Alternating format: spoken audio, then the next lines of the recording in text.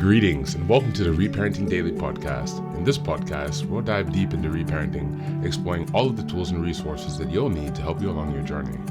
This podcast is divided into 3 sections. The first is a daily reading. The second is a discussion of the reading, followed by suggested journal prompts. And the last section is a peaceful meditation for closing.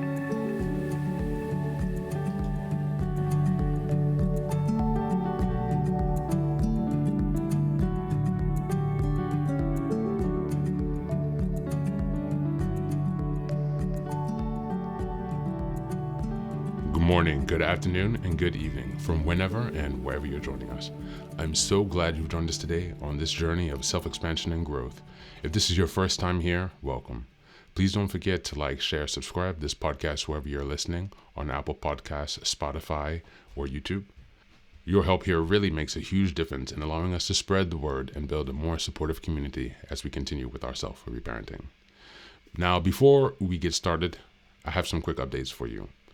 First, I'd like to introduce our Patreon community. Here, for a small monthly fee, you can join us for 3 weekly meetings for additional support with your reparenting journey. On Sundays, we have a meditation group. On Tuesdays, we have a book club discussion. And on Thursdays, we have open topic conversations. You can find out more details about this if you go to the Reparenting Daily website and check out on the community tab. In addition to that, we also have a WhatsApp group to foster more daily connection and support for whenever you need it. And this is a community of fellow travelers from around the world who will always be there when help is needed. It's just one of the many ways that we're building our network of resources that are really going to help support your reparenting journey. For the next update, I'm very excited to announce that I've just released some first books. The first is probably the most important, and it's called the Reparenting Daily Journal. Now, this journal is a daily guide for 365 days of the year. We'll be starting in 2025, and basically each month corresponds to a theme in reparenting, and each week of each month corresponds to a sub-theme of the monthly theme. Now, from the beginning of the year, 2025, each daily episode will correspond with the themes in the daily workbooks. And so you can use this as a guide to work through your reparenting journey to stay focused, ensuring that you cover all of the most critical areas within a year's time.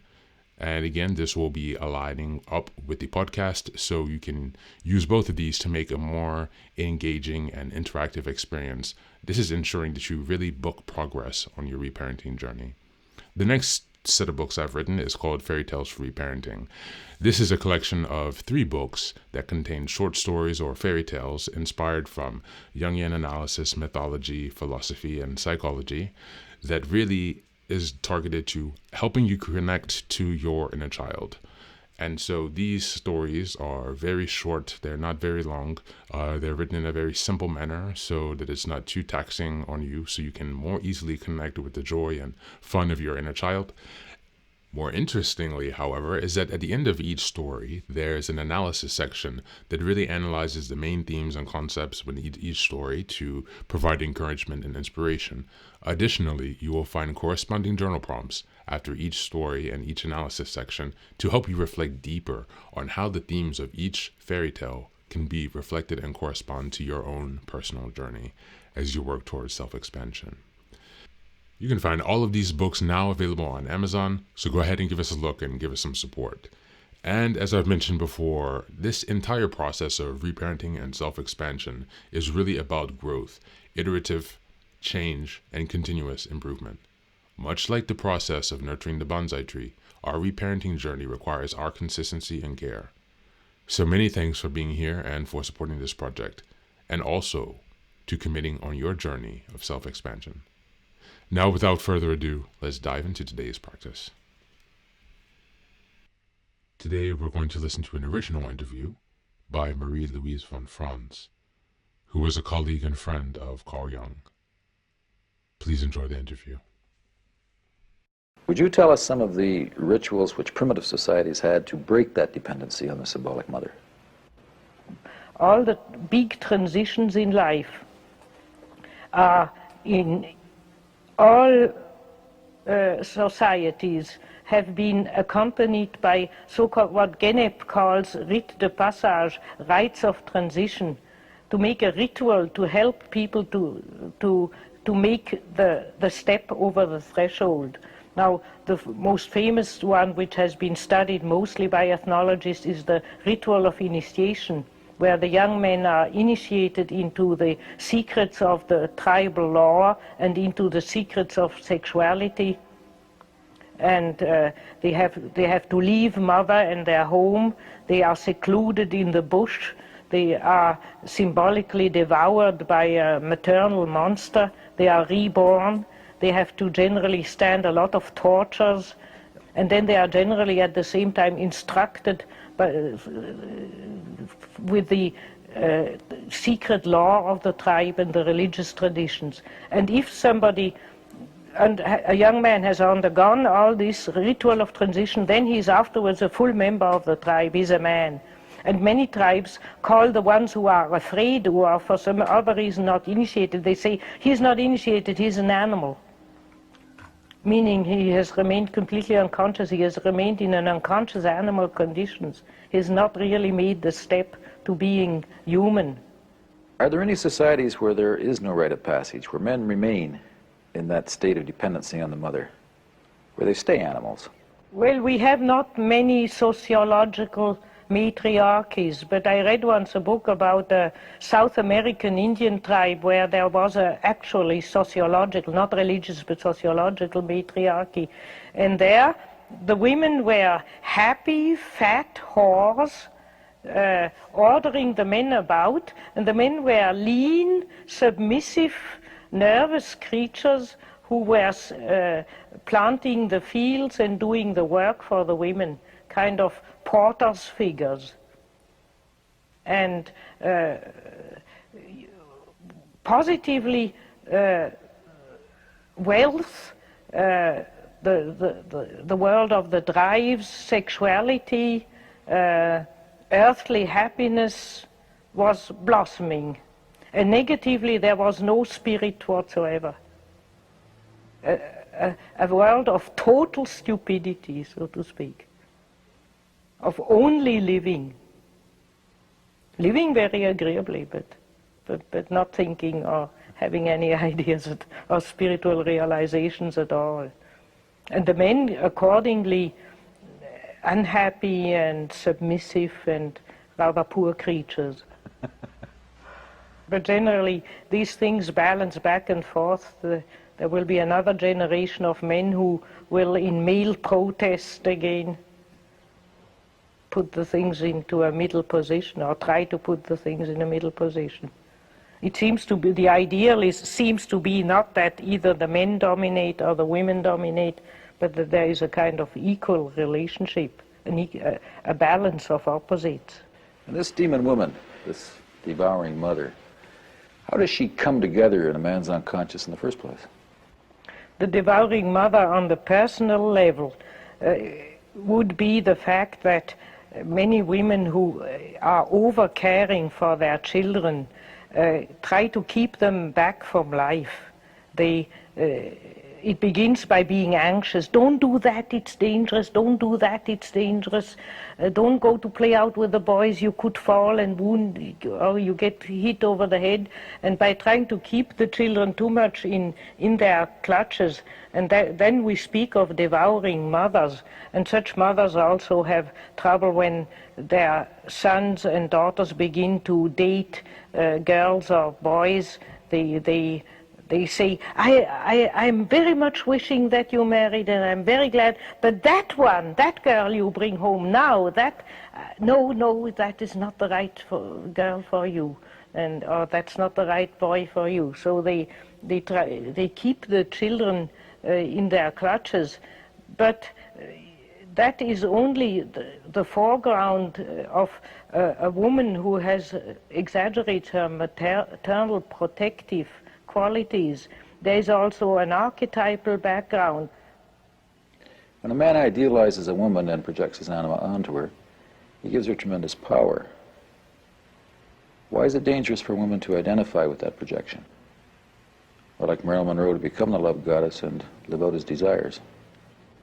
Because, as we know from the life history of Marilyn Monroe, she did not live her own life.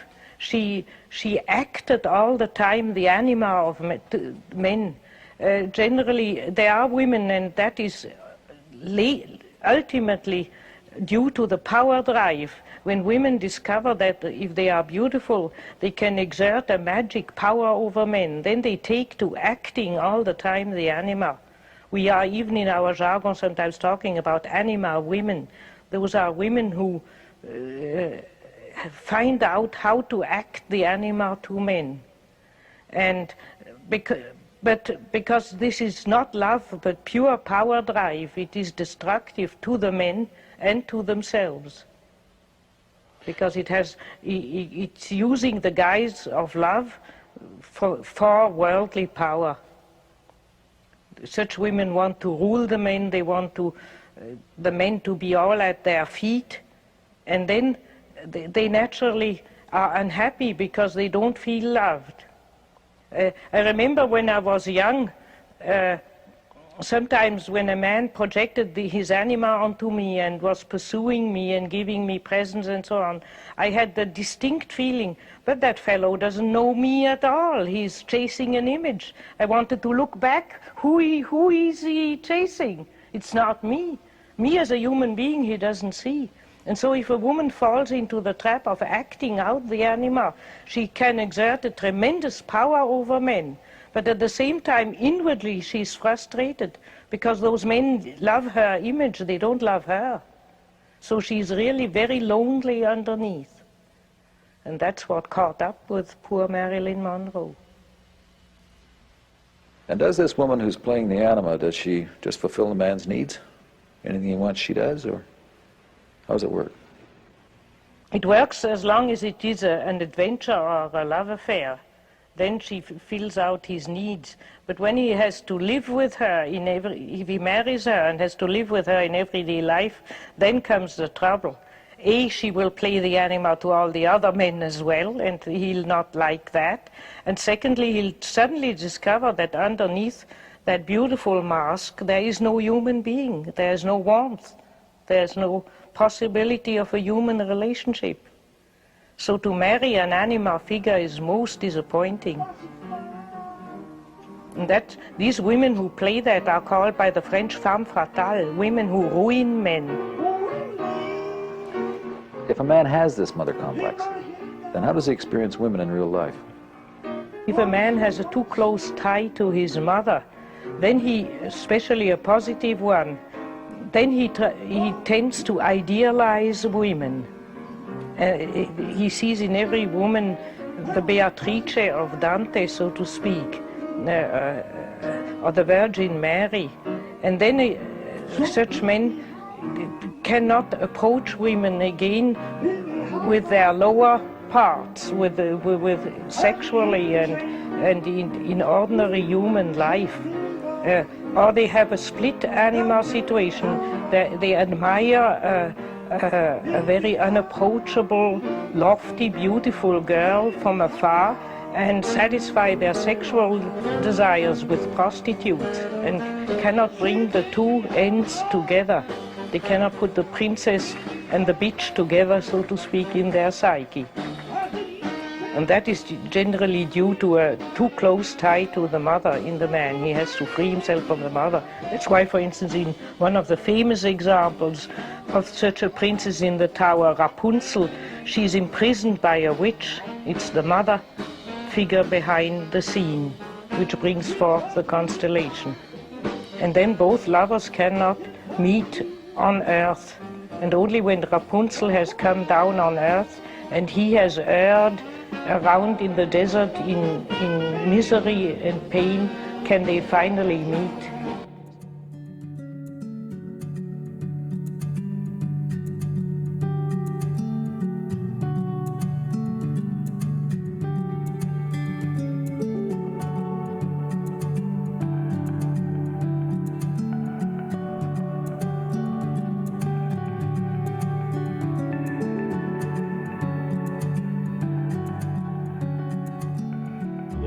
Welcome back. Thanks again for being here and listening to this short interview. Now, in this interview with Marie-Louise von Franz, we hear her explore the concept of the animus, the inner masculine aspect of a woman's psyche. and its significant impact on personal development. She emphasizes that understanding and integrating the animus is crucial for intergrowth, as it shapes a woman's thoughts, opinions, interactions within the external world. Franz suggests that by confronting and harmonizing this inner figure, individuals can achieve a more balanced and authentic self, which is a fundamental aspect of reparenting. This exploration relates to reparenting by highlighting the importance of self-awareness and inner work in the journey of self-expansion and personal transformation.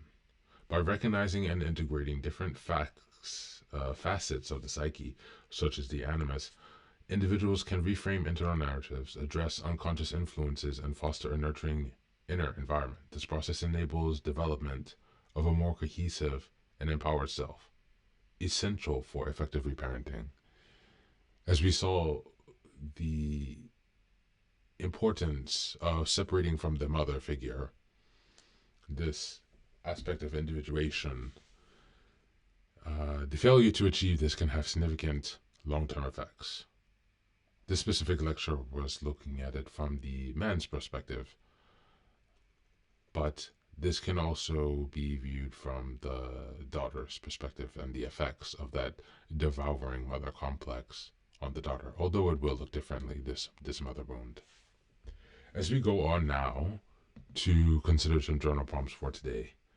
Number 1, reflect on how your inner masculine energy, animus, manifests in your thoughts and behaviors. In what ways does it support or hinder your personal growth? Number 2, consider a recent situation where you felt an inner conflict. How might the dynamic between your inner masculine and feminine aspects have played a role in that experience? And number 2, write about your understanding of balance between these different aspects of your psyche. How can integrating these parts contribute to your reparenting journey and your process of self-expansion? That's it for today. Thanks for being here. As always, take care of yourself and do be well.